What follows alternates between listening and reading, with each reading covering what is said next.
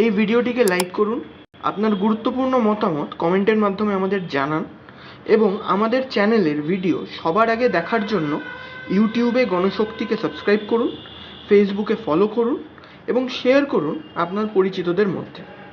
আমাদের চ্যানেলে আপলোড হওয়া ভিডিও নোটিফিকেশন পেতে বেল আইকনটি ক্লিক করতে ভুলবেন না।